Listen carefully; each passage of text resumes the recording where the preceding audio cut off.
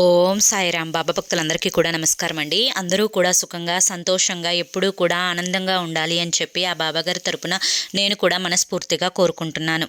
ఈరోజు బాబాగారు అందించే సందేశం ఏంటి అంటే కనుక, తల్లి ఒకసారి చెబితే అది తప్పు కాదు, కానీ 4-5 సార్లు చెప్తే తప్పే కదా. పిచ్చి దానిలాగా చేస్తున్నావు. ఎందుకో ఏం కోరుకుంటున్నావో నీకైనా కానీ అది తెలుసో లేదో. అసలు దేని గురించి మాట్లాడుతున్నాను, ఏ విషయం ఆపమంటున్నాను, ఇది తెలుసుకోకపోతే ఎందుకు దురదృష్టవంతురాలివి అని చెప్పి చెప్తున్నాను. ఇవన్నీ కూడా నీకు పూర్తిగా తెలియాలి అంటే కనుక వీడియోని చివరి వరకు చూడు, అప్పుడే పూర్తిగా తెలుస్తుంది. వీడియోలోకి వెళ్లే ముందు చాలామంది కూడా చెప్పుకోలేనటువంటి సమస్యలతోటి సతమతమైపోతూ వాటిని ఎలా తీర్చుకోవాలో తెలియక ఇబ్బంది పడిపోతూ ఉంటారు. అటువంటి వారి కోసం శ్రీ షిరిడి సాయిబాబా ఆశీస్సులతో జ్యోతిష్యం చెప్పబడును గురూజీ శివరామరాజు గారు. Phone number 9959422552. మీరు ఇప్పటి వరకు ఎన్నో చోట్ల జ్యోతిష్యం చెప్పించుకొని మీరు ఆశించిన మార్పులు మీ జీవితాలలో జరగలేదని చెప్పి బాధపడి ఉంటారు. కానీ ఇక్కడ అస్సలు అలా జరగదండి. మీ సమస్యలు ఏవైతే ఉన్నాయో, ప్రేమ, పెళ్లి, ఉద్యోగం, రాజకీయం, సంతానం లేక ఇబ్బంది పడుతున్నా, భార్యాభర్తల మధ్య గొడవలున్నా, అప్పుల సమస్యలున్నా, శత్రువుల సమస్యలున్నా, అవేంటో మీరు గురువు గారికి వివరించి చెప్పినట్లయితే వాటికి తగిన పూజలు చేసి గురువుగారు మీకు రోజులలోనే పరిష్కారాన్ని చూపిస్తారు. గురువుగారు చెప్పింది చెప్పినట్లు 100కు 1000% జరుగుతుంది. నమ్మకంతో స్క్రీన్ మీద కనిపిస్తున్న నెంబర్కి అయితే కాంటాక్ట్ అవ్వండి. అంతేకాకుండా భార్యాభర్తల మధ్య వశీకరణ, స్త్రీ మరియు పురుషుల మధ్య వశీకరణ కూడా 100% జరపబడును. మాకున్నటువంటి ఎన్నో రకాలైన సమస్యలు కూడా గురువుగారు చేసిన పూజల వల్ల అన్ని తీరి ఈ రోజున మేము ఆనందంగా జీవితంలో ముందడుగు వేస్తున్నాము. ఇలాగే ఎంతో మంది జీవితాలలో సంతోషాలు నింపిన గురువుగారండి. 50 సంవత్సరములు అనుభవం ఉన్న గురువుగారు. ఈ నెంబర్కి కనుక మీరు కాంటాక్ట్ అయ్యి మీ యొక్క సమస్యల గురించి వివరించి చెప్పినట్లయితే ప్రతి ఒక్క సమస్యకు కూడా గురువుగారి దగ్గర చక్కటి పరిష్కారం ఉంటుంది. వెంటనే కాంటాక్ట్ అవ్వండి, సంతోషంగా జీవించండి. ఇక ఆలస్యం చేయకుండా మనం బాబాగారి యొక్క సందేశం ఏంటో తెలుసుకుందాం. తల్లి, ఏదైనా కానీ ఎవరైనా కానీ ఒక్కసారి చెప్తే ఆ మాటను కనుక అర్థం చేసుకొని ఆ మాటను కనుక విన్నారు అంటే కనుక వారికంటే తెలివైన వారు మరొకరు ఉండరు. మనిషికి ఒక మాట, గొడ్డుకి ఒక దెబ్బ అని చెప్పి పెద్దలు చెప్తూ ఉంటారు. ఈ మాట వెనుక అసలు అర్థం ఏంటి అని చెప్పి నీకు తెలియనంత చిన్న పిల్లవైతే మాత్రం కాదు కదా. అయినా కానీ ఎందుకు ఇటువంటి చిన్న పిల్ల మనస్తత్వాన్ని ఇంకా నువ్వు పొడిగిస్తూ ఉన్నావో నాకు నిజంగా కూడా అర్థం కావడం లేదు. ఎప్పుడైనా కానీ వయసు, అంతేకాకుండా పరిస్థితులు, సందర్భాలు, ఇవన్నీ కూడా మనిషి యొక్క మాట తీరుని, మనిషి యొక్క కదలికలను, మనిషి యొక్క ప్రవర్తనని మారుస్తూ ఉంటాయి.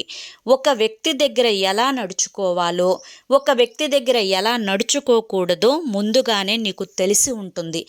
ఎవరు మన వాళ్ళు అని చెప్పి అనుకుంటామో వారి దగ్గర కొంచెం చిన్నపిల్లల మనస్తత్వం, కొంచెం గారం చేయడం, కొంచెం అల్లరి చేయడం, ఇటువంటివన్నీ కూడా జరుగుతూ ఉంటాయి. ఎవరైతే కొంచెం బయట వాళ్ళు, పరాయి వాళ్ళు అని చెప్పి అనుకుంటామో వారికి గౌరవం ఇచ్చి మాట్లాడటం, వారితో తెలివిగా మాట్లాడటం, పనిచేసే దగ్గర మెలకువగా మాట్లాడటం, కష్టం దగ్గర తప్పించుకునే విధంగా మాట్లాడటం, ఇటువంటివన్నీ కూడా ప్రతి వ్యక్తికి కూడా తెలిసిన విషయాలే. అయినప్పటికీ కూడాను నువ్వు ఎక్కడ ఎవరి దగ్గర ఎలా మాట్లాడాలో అలా మాట్లాడకుండా తప్పు చేస్తున్నావు. ఏంటి బాబా, ఏం చెప్తున్నారు మీరు? ఎవరి దగ్గర ఎలా మాట్లాడాలో కూడా తెలియనంత పిచ్చిదాన్ని అనుకుంటున్నారా నన్ను?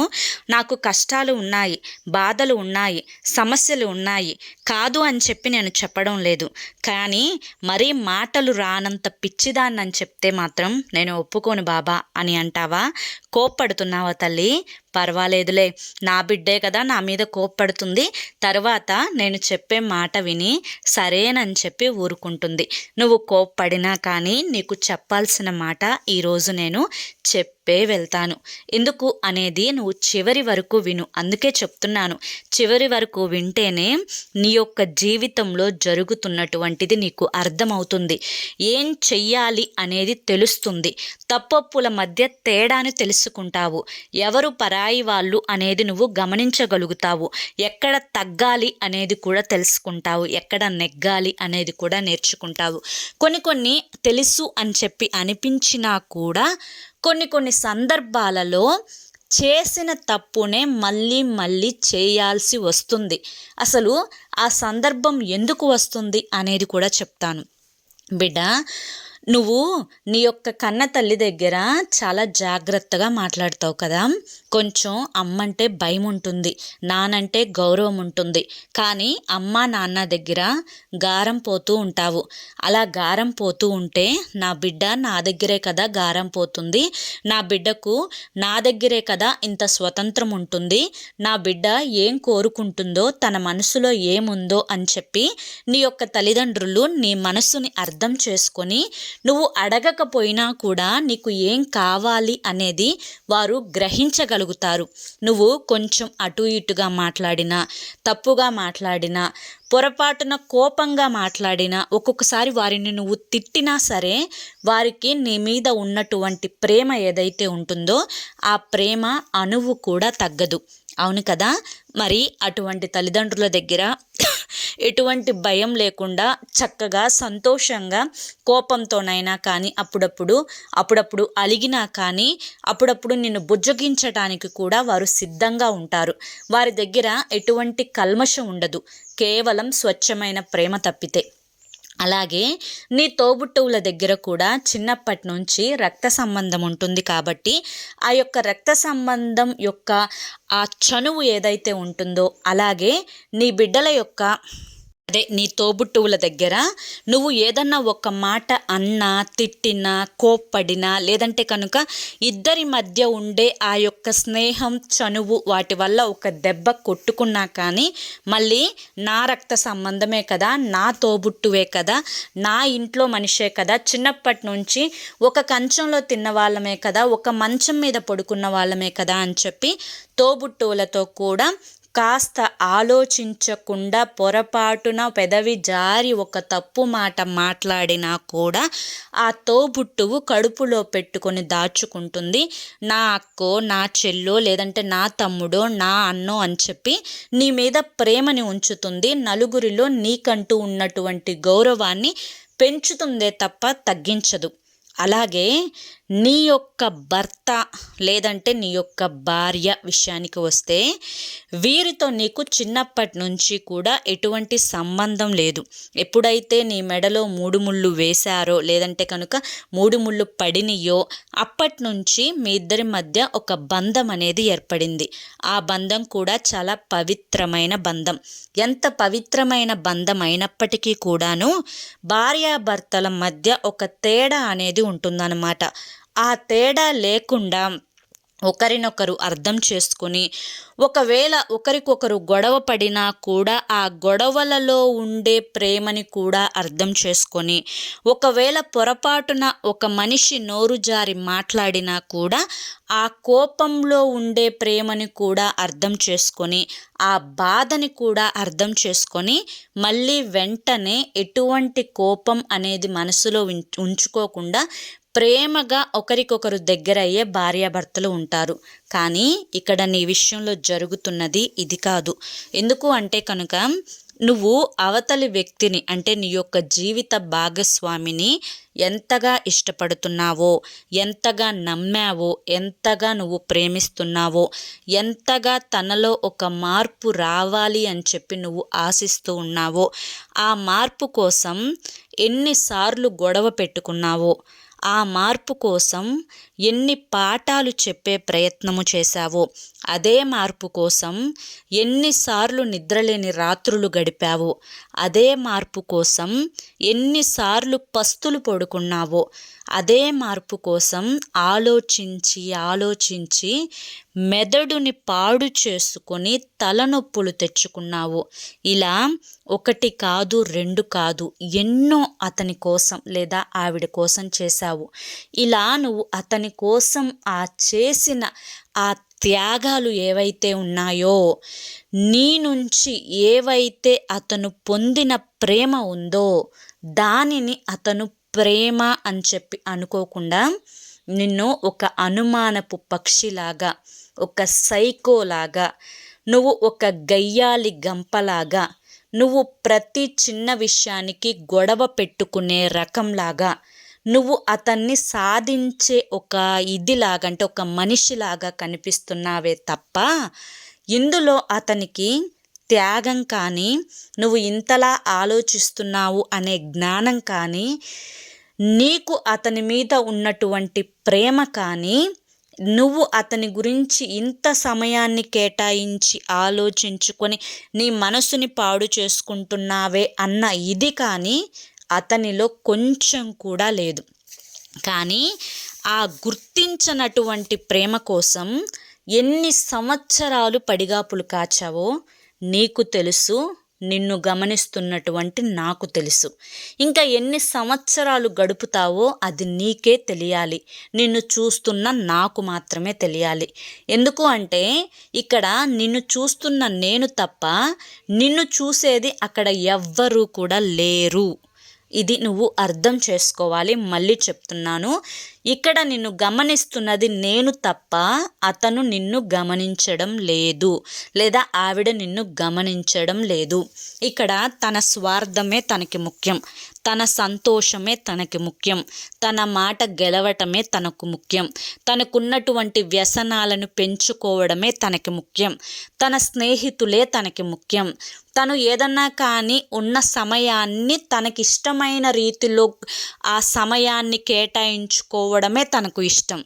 నీకోసం తన యొక్క సమయాన్ని కేటాయించడం, నీకోసం తన యొక్క వ్యక్తిత్వాన్ని దిగజార్చుకోవడం, నీకోసం అతను ప్రేమను పంచడం, నీకోసం నీకు నచ్చినట్లుగా మారటం ఎక్కడా కూడా ఇన్ని సంవత్సరాలలో ఒక్కసారైనా జరిగిందా?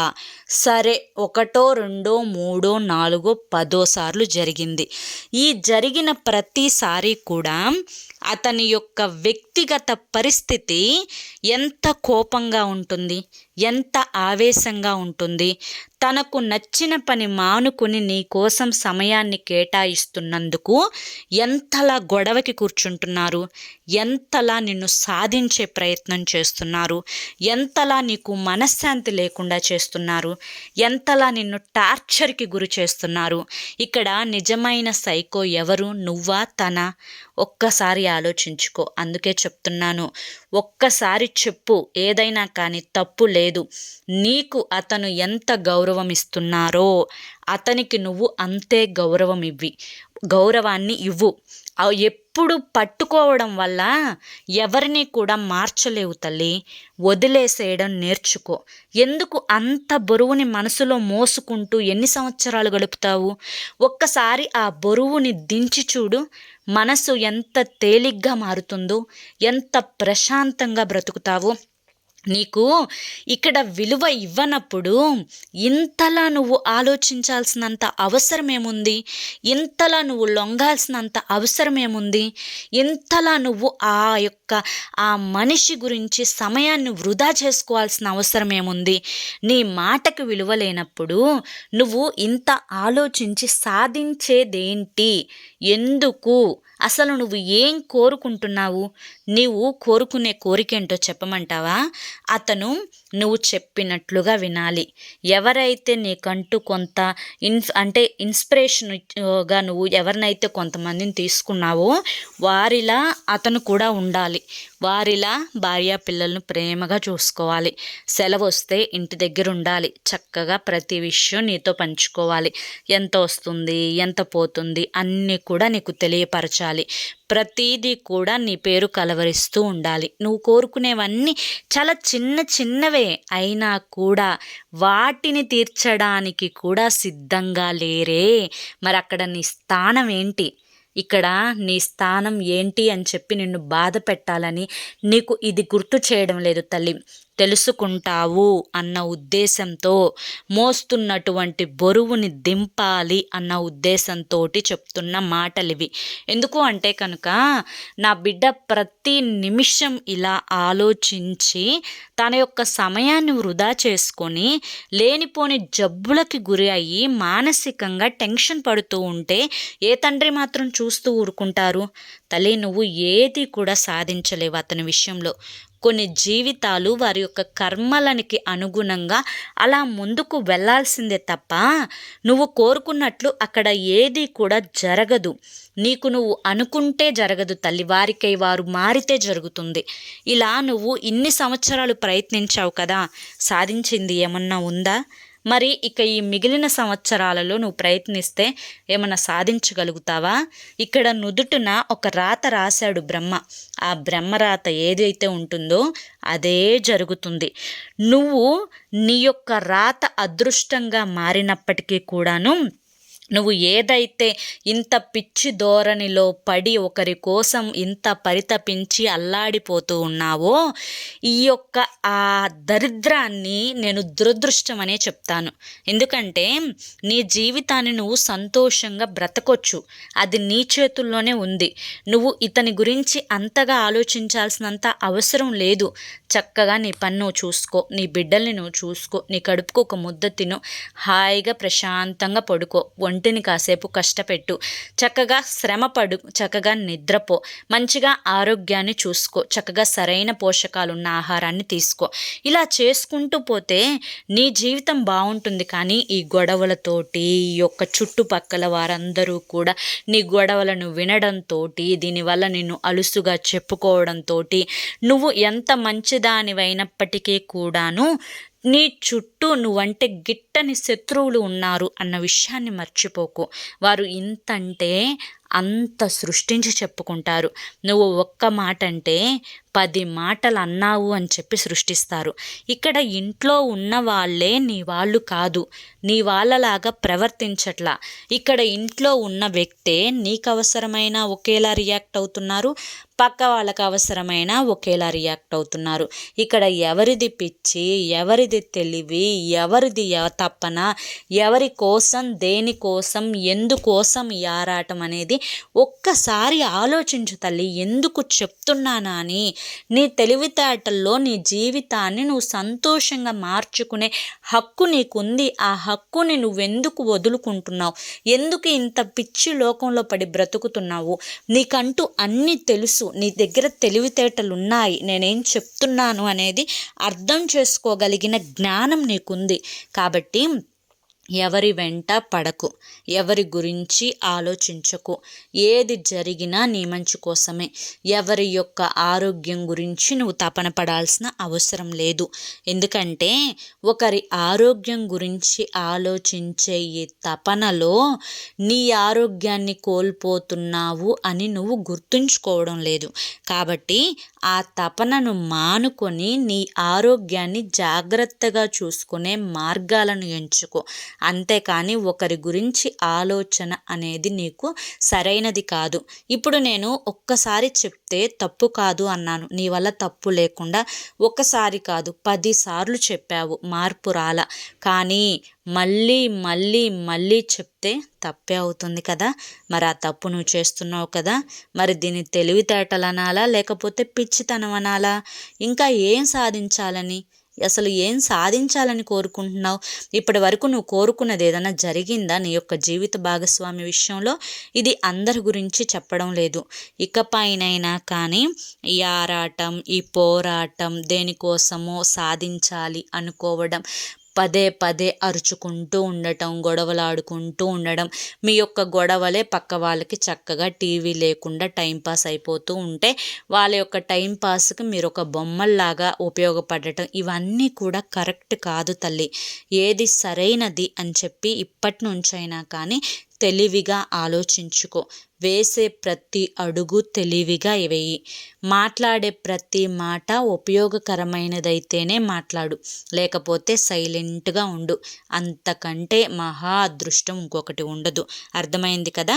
మరి ఇదంతా కూడా నేను నీకు ఎందుకు చెప్పాను అనేది ఒక్కసారి కళ్ళు మూసుకొని పడుకొని నీ గుండెల మీద చేతులు వేసుకొని నేను చెప్పే ప్రతి మాటకి కూడా అర్థం ఉందా లేదా అని చెప్పి ఆలోచించుకో.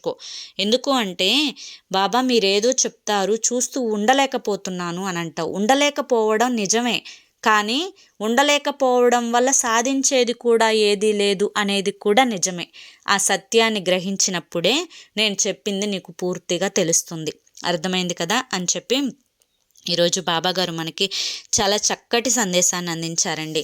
మరి ఈ సందేశాన్ని మనం అర్థం చేసుకోవాలి, కానీ ఈ సందేశంలో చాలా గొప్ప ఆంతర్యం ఉంది. అది మీ అందరికీ కూడా నచ్చింది, అర్థమైంది అని చెప్పి అనుకుంటున్నాను. మరి నచ్చింది, అర్థమైంది అని చెప్పి అనిపిస్తే ఈ వీడియోకి ఒక లైక్ ఇవ్వండి. లైక్ ఇచ్చిన వెంటనే హైప్ అని వస్తుంది, హైప్ ఇవ్వండి. కింద కామెంట్ సెక్షన్లో ఓం సాయిరామ్ అని చెప్పి టైప్ చేయడం మాత్రం అస్సలు మర్చిపోవద్దు. మొదటిసారి మన సాయి పిలుపు ఛానల్లోకి వచ్చినట్లయితే మన ఛానల్ని సబ్స్క్రైబ్ చేసుకొని సపోర్ట్ చేయండి. రేపు మరొక మంచి వీడియోతోటి మళ్ళీ కలుసుకుందాం. అంతవరకు కూడా బాబాగారి యొక్క ఆశీస్సులు మీ మీద, మీ కుటుంబ సభ్యుల మీద ఎల్లకాలం ఉండాలి అని చెప్పి మనస్ఫూర్తిగా కోరుకుంటూ సర్వేజన సుఖినో భవంతు. ఓం సాయిరామ్.